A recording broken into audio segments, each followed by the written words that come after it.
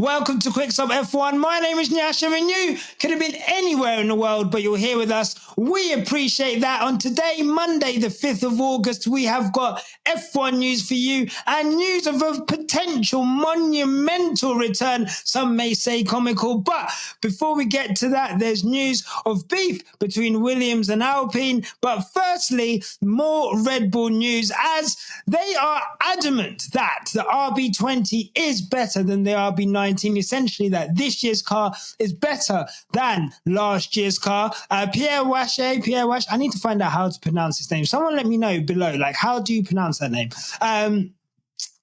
Has been speaking to the press, or there's some quotes in the press where he's essentially said that the RB20 is a better car than the RB19. However, maybe we could do a better job, and that's what we're trying to fix for the end of the season and next year to give the driver a better tool to be able to fight. It is Red Bull's belief that they have developed this car well, but everyone has eventually caught up, which kind of marries with what Adrian Newey was saying in that they pushed the concept really as far as it could go last year, and so they had to go with a more radical concept this year.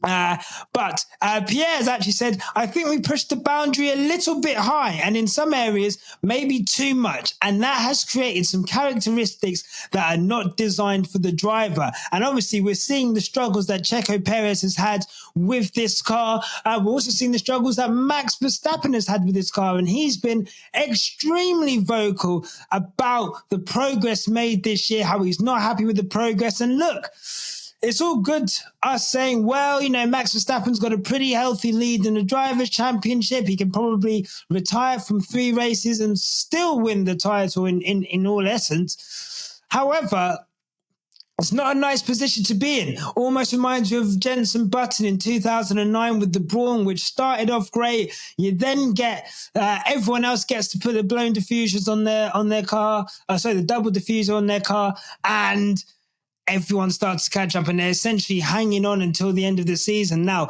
in that case, there was less races and less points on offer, so they were able to do it. But with 10 races to go, who knows what kind of mishaps, reliability, given what Honda is saying about the engines, which we reported on last week, and also just the fact that McLaren are in there. Now Mercedes are in there as well. Having 2 teams that are faster than you, both with 2 drivers in each team that are able to sandwich themselves between first place and 4th place if everything goes okay on a weekend, leaving Max to scrap for those 5th places, 4th places, 3rd places. It doesn't make for a comfortable end to the season. And whilst it would require Lando Norris to go on a monumental run, who's to say that that might not happen? Who's to say that the reliability issues might come in? And who's to say that the performance, you know, they're sticking upgrades on this car, it doesn't seem to be working, which was pretty much the cause of Max's frustrations in Hungary, his frustrations as well, which were kind of voiced in Austria as well. So interesting times over at Red Bull. Who knows what's going to happen there? Will they be able to develop the car? I'm sure, obviously, over the summer break, I don't think they're actually allowed to work on the car, obviously. But once they get back, once they get into Zandvoort, I'm sure Max is very keen to go into Zandvoort as someone who is able to win that race at this moment in time. And he's kind of always been able to, in essence, you know, with that race, he's kind of had a stranglehold on that race since we started going back there. Is this the first time that he's going into Zandvoort not as the clear favourite? Quite possibly. So let's see what happens with that. But as I mentioned, Alpine and Williams, there is some beef brewing, a couple battle of the mids, really, you know. Like, really and truly, I know you're tuning in, like, who gives a about this? However, we're reporting on all news, no matter who it is. And it kind of points to where these 2 teams are going at the moment, because Williams have obviously announced last month that they would be hiring 26 new technical staff, amongst whom was this guy's name, who I don't have. I should have it. Right. I've got it. Williams are beefing with Alpine over the gardening leave for their new head of performance, Richard Frith. And James Vowles is actually saying that he believes it's because of the number of personnel switching from Alpine to Williams. As you know, Williams with Darlington Capital looking to invest heavily. They've just got Carlos Sainz. And we know that Williams' infrastructure famously very poor. Williams are doing development using Excel to track parts and progress. Clearly not the systems needed to run a Formula One team. And I'm sure James Vowles, having gone from Brackley, state of the art infrastructure at Mercedes, going to Williams must have been in absolute disgust at what he was seeing at Williams. But he is building it and they are improving. But with the amount of Alpine staff going from Alpine to Williams, it's said that they are not playing ball, essentially. They'd like to have this guy earlier. They don't know when he's coming. In fact, James Vowles is reported to have said that we've got Richard Frith coming from Alpine. He'll be joining us at an unknown date in 25, which is for us to negotiate at the moment. We're still slightly at odds with them with how many people we took from Alpine, if I'm truthful here. I can't wait for him to join. And then you can put an X in here month's time. Let's see what that comes down to.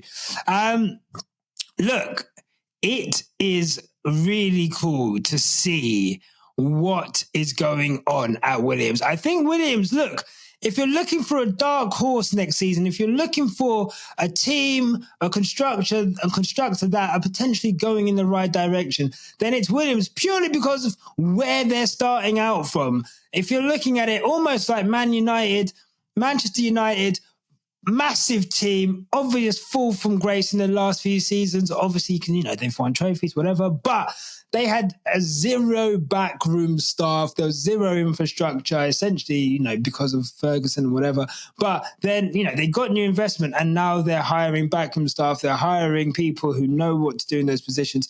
Hopefully it doesn't work. But with Williams, you're looking at the same kind of thing. They just didn't have the money or the capital to be able to hire these people before.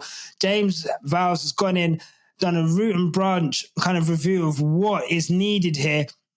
And I think as a team principal, I think James Vowles should be really commended. He's made Williams are no longer the slowest car on the grid.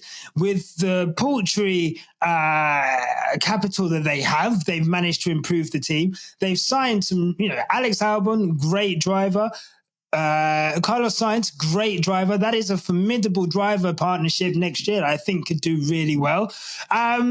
And they're putting money into the backroom staff and into the infrastructure needed for them to improve. So if you're looking for a bet for 25, but mostly 26 with Mercedes engines, could Williams be the dark horse that we don't know about? Let's see, but it'll be interesting. But speaking of Alpine, and there could be a return of the one, the only, return of the mask, return of the mask, come on.